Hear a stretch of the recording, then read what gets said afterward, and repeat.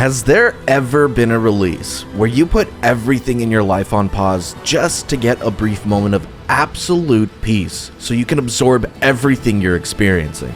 At this point in my life, that's Monster Hunter Wilds. I've taken off of work and completely stopped other video projects just to play this beta.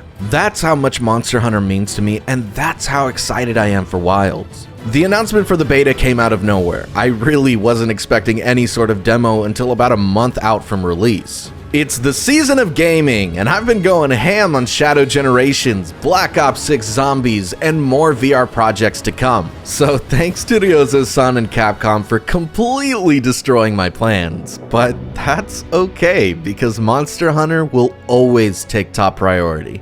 So here we go. This is my experience with the Monster Hunter Wilds beta. Monster Hunter World, Street Fighter 6, Dragon's Dogma 2, and now Monster Hunter Wilds. What do all these titles have in common? Absolute incredible character creators. Capcom is killing it with these, and holy crap, does it fill me with dread every time, because I can easily put in 2 hours trying to get my character to be as perfect as possible when it's just about the last thing I want to do. Now, don't get me wrong, I absolutely love spending time in these character creators, but I just want to play the game, man. So we're just gonna go ahead and skip to the end here, but believe me, I absolutely went back and spent hours on tiny changes. Alright, let's get started, except here's the part I didn't expect. Unlike previous Monster Hunter demos, the beta seems to be the start of the actual game. This includes whole cutscenes and even an on-rails tutorial section. That stone pillar ain't looking too hot. Okay, you know what? Let's just skip to the first hunt. This is where it starts going downhill. I'm a little shocked about the frames right now. There's everyone to focus strike. Hey, monster! Over here! What request begins so... Well, Javier, when I get my next another chair, but gotta buy a graphic card. Dude, what do your frames look like? More like what does the world look like? Oh man, this is like a fucking reality check. I've been feeling it like for the past couple of months of like, man, my shit's starting to show its age, but it's not really that bad. But this, oh my god, this is bad.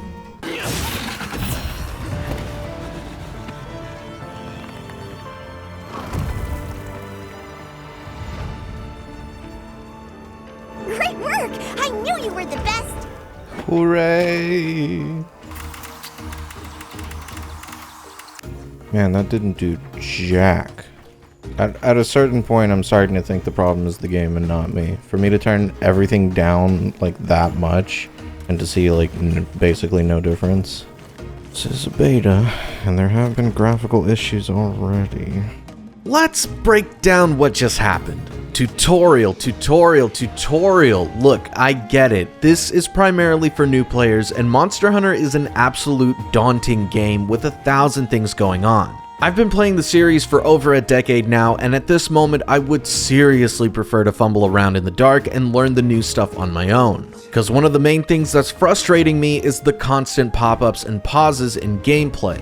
The other thing is the beta's performance. As I'm editing this, I'm realizing that it honestly doesn't look bad at all on video, but in reality, it was horrendous. I have to give you all the details to put this into context. I play on a 144Hz ultra-wide monitor with a 3090 graphics card. I record all my content in ultra-wide and in 60 frames per second. This video that you're watching is rendered in 60 frames. Gameplay is in a 32:9 ultra-wide aspect ratio, but because of YouTube reasons, I scale it down to fit within a regular 16:9 aspect ratio. This explains the bars I put on the top and bottom of my videos when I deal with ultra-wide content. The games I play typically hover over 100 FPS and up to 144 FPS. Within that range, if your frames are unsteady, it really isn't bad at all. The high frame rate mitigates the visual nuisance of unsteady frames. In this beta though, my frames constantly and randomly jumped as low as the 20s and as high as 144. Even if the jumps in frames never went below 60, it's a terrible experience to have your frame rate jumping that wildly. But in those situations, you, the viewer, would never be able to tell because, again,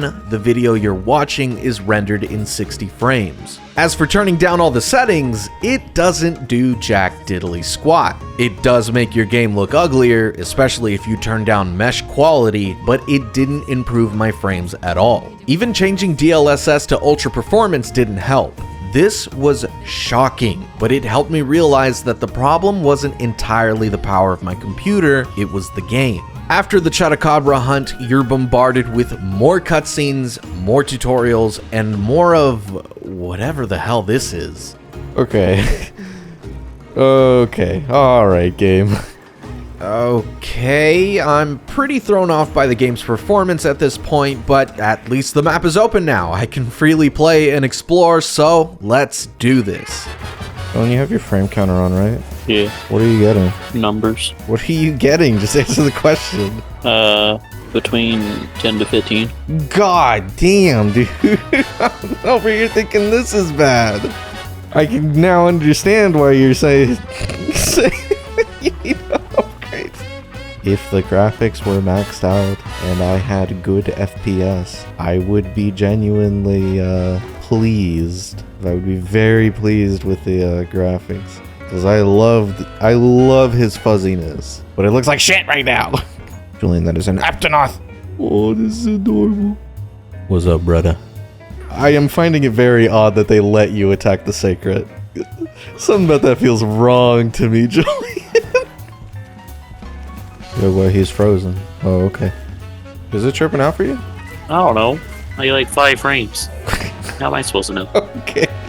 Does the greatsword, like, in general, like, swinging, does it feel faster? I don't know. I haven't been using the greatsword. Also, I have 9 frames, however. How am I going to answer that question? Sorry, okay? I have 9 frames. You want to call it after this? Probably won't be playing the beta anymore. Oh my god, no. I hate to hear this. This is so bad. Whoa, you just fucking warped.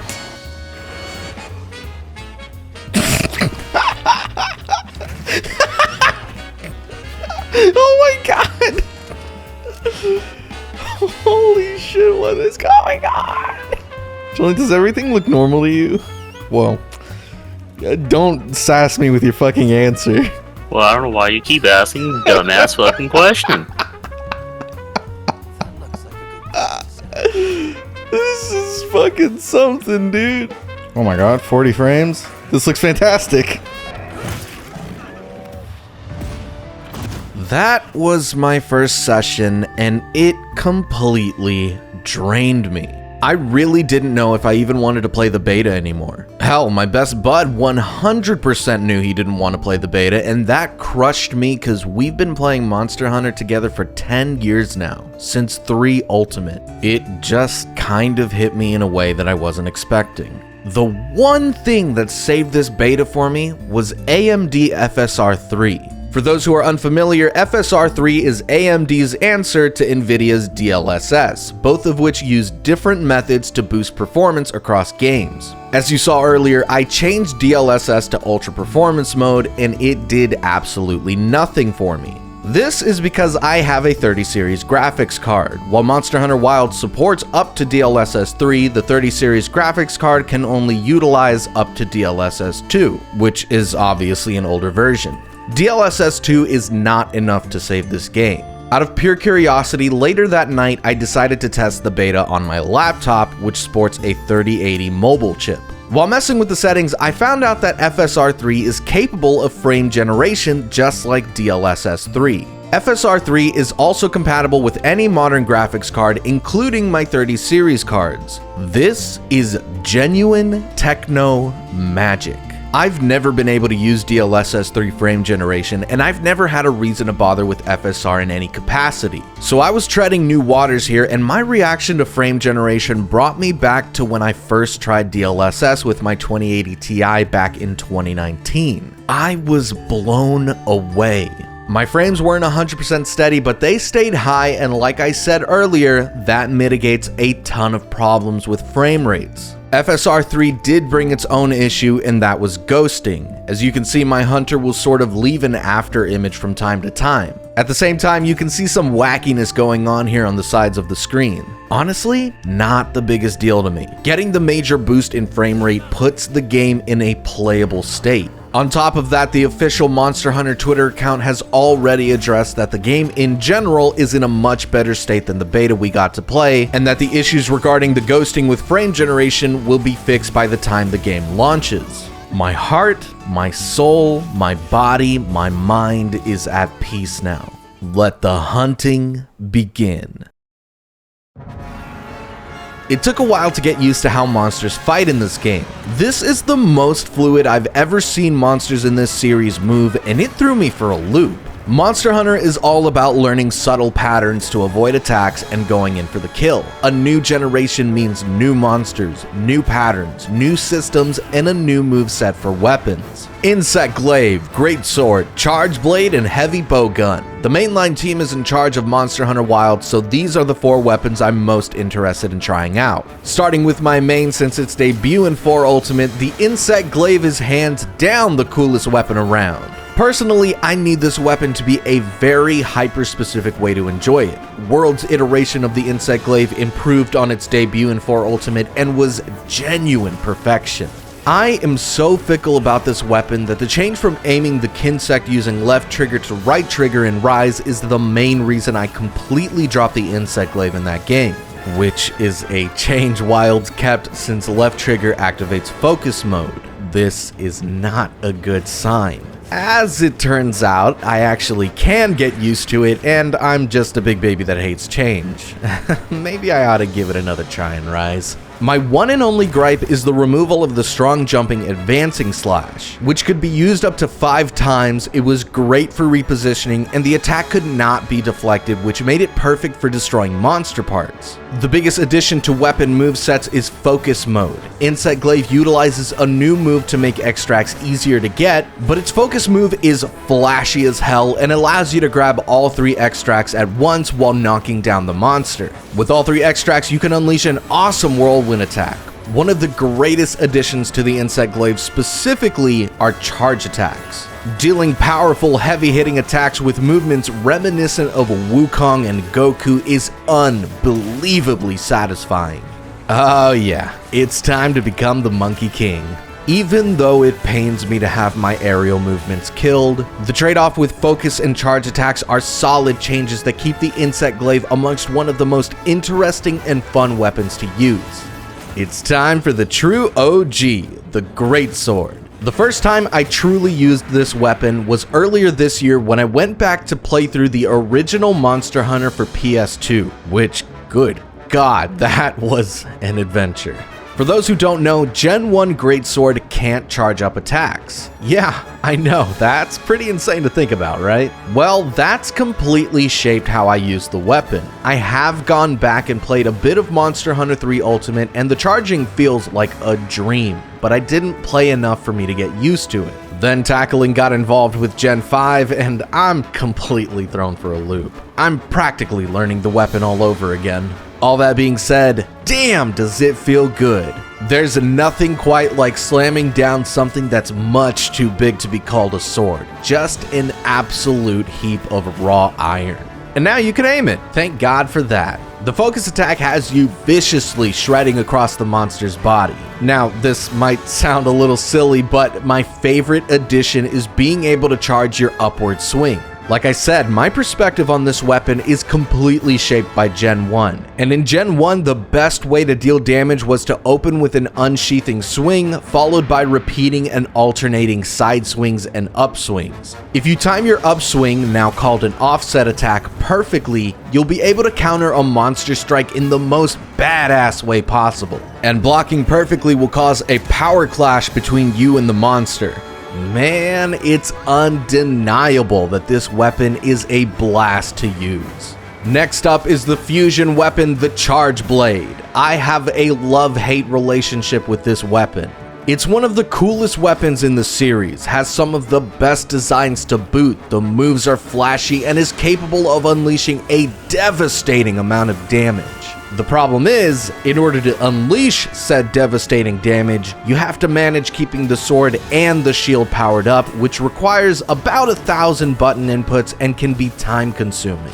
Then you have to land the devastating attack, which takes forever to execute and is extremely easy to miss. If the monster manages to move an inch to the side and you miss it, well, you have to do the whole process again. It's the extremely easy to miss part that ruins the weapon for me. That being said, we have focus mode now, and you should have seen my face when I found out that you can aim your ultimate attack with that. I thought that was a great sword only thing. That one change has the potential to make me truly love the Charge Blade. In theory, whiffing your super amped elemental discharge should be mitigated by a large amount, but it's yet to be seen. I'll definitely be checking it out in the main game. Outside of focus mode, honestly, it's pretty much the same as World and Rise. Just like the Insect Glaive and Greatsword, the focus attack is pretty baller. Last but not least, Heavy Bowgun. Actually, I take it back, it is the least. I didn't totally understand the focus attack. The moveset was also so similar that I used it once in the beta and moved on. I mean, I guess you can block now, but I completely forgot about that and didn't use it much in my one singular hunt. Yes! Yes! Yes! That didn't really do anything. That was actually pretty anticlimactic. Honestly, my enjoyment of this weapon heavily relies on the type of ammo it can use and slotting in Evade Extender. I love shooting Pierce and sticky ammo while I'm rolling around at the speed of sound. Unfortunately, I couldn't do that in the beta, but I already know I'm gonna like the weapon, so it's no biggie. Moving on. When you think of Monster Hunter, what exactly comes to mind? The cooking scenes, obviously. Any other answer is embarrassingly wrong. The next thing that should come to mind are the monsters. The beta features 4 monsters to hunt, starting with the Chotacabra. Look at this lovable buffoon. Nope, don't look into the void. There ain't no coming back from that. Chotacabra's just a good old fun design, very reminiscent of World's Puke Puke, both in color and tonguiness. Definitely meant to be a good tutorial punching bag to learn the ropes of your chosen weapon. One thing I found out though, the dude sure hates camps. Just wait, I'll fix it up good as new. Oh, look at him. I can't be mad at this little guy. Next up is the Sandworm Balahara, and good lord, this thing deserves to be in a horror game, but damn do I love this design. I've been seeing discourse over Gen 6 monster designs, but honestly, I love them. It has eyes. Blasphemy. It has eyes. But where? You just gotta really look in there. Do you see its eyes? I'm going to assume it's in its teeth. I want more abominations like Shara Ishvalda, Ibushi, Narwa. Balahara isn't exactly Kezu tier of terrifying, but it sure is cool and it's a tough one to fight. I could not get a handle of, nor did I expect, tail focus attacks. I mean, he is a worm, I didn't think he'd have that much control of his body. It's awesome that we have a new type of monster to fight. Rise brought back spiders, maybe this is a sign that the snake monsters are coming back. Where'd you go? There he is. Doshaguma, a monster with a face only a mother could love.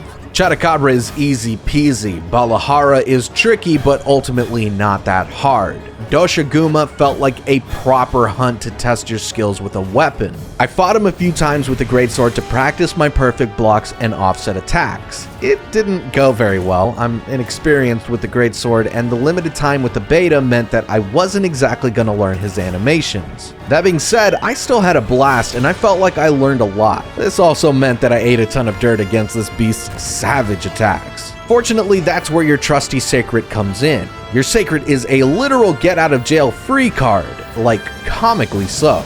It's crazy easy to call him as soon as you get knocked back. It's not too different to how you would wire bug away in Rise, but unlike the wire bugs, there's no limit or cooldown to how many times your Sacred can save you. To an extent, it feels kinda cheap, but at the same time, it's a situation of why wouldn't you use everything you have to your advantage? I'm honestly expecting there to be plenty of arena-style quests where the Sacred might not be available to you, but at the same time, Palamutes could enter the arena quests in Rise, so I guess we have to wait and see. I loved the Palamutes in Rise, and while it's a little disappointing dogs are taking a backseat, the Sacred is unbelievably cool.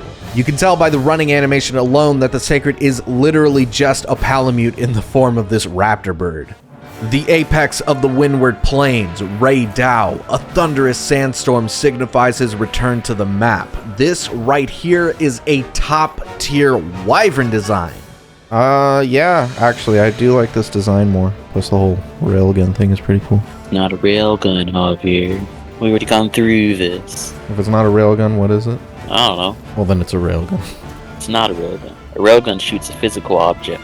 Yeah, it's shooting physical ass lightning that fucking hurts and blasts me to death. Yeah, it's that physical lightning. Don't be Lightning fucking- isn't even physical. Lightning is a plasma. Don't be fucking stupid, Julian.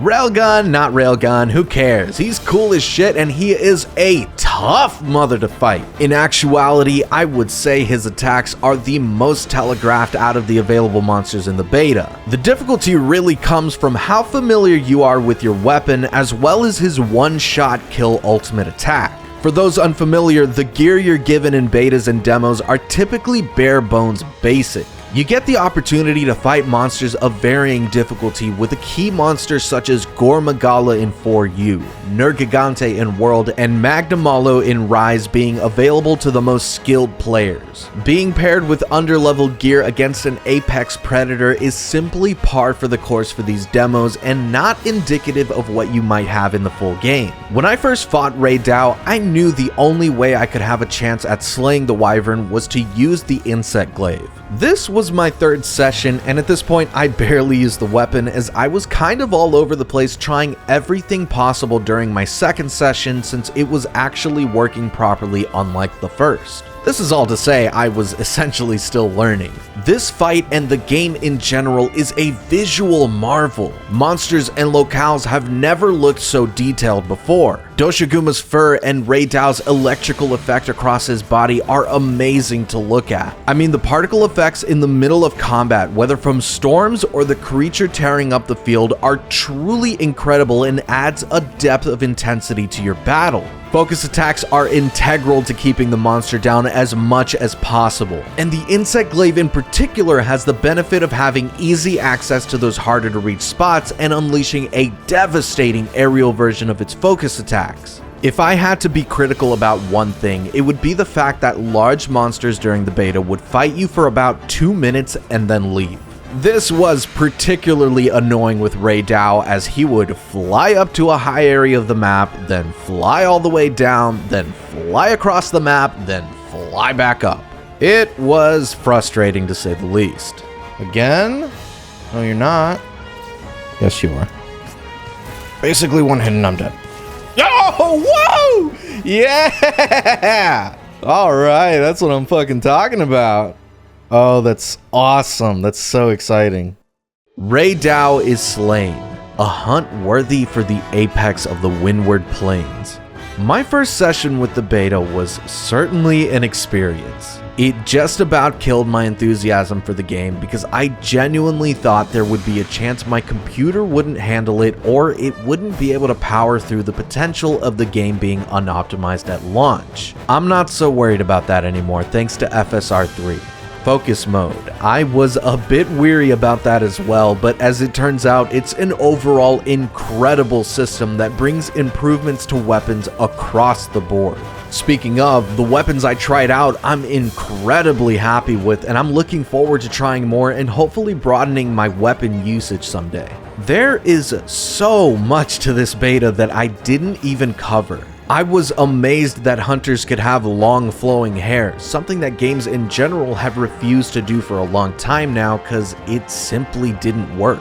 Proper turf wars are back. There's now a weather system. Palicos are now taking the Monster Hunter Stories approach and can do more than just meow. I didn't even think to try calling for NPC hunters or even bothered hunting with random people online. Speaking of, large-scale lobbies are coming to Wilds. Then there's the Sacred's integration, huge maps, and the questing system will all drastically change how we're going to experience this generation of Monster Hunter. A new evolution to the series is coming, and from what I've experienced so far, I have nothing but excitement in my heart for the series that brings me an endless amount of joy. And I'm happy I was able to share that excitement and joy with you. If you enjoyed the video, please consider subscribing or becoming a member of the channel, and follow me on Twitch for more of my shenanigans. Most importantly, hit up the Discord where you can keep up with all my projects, uploads, and live streams. I hope to see you there. Thank you so much for watching. Did I just Akira slide?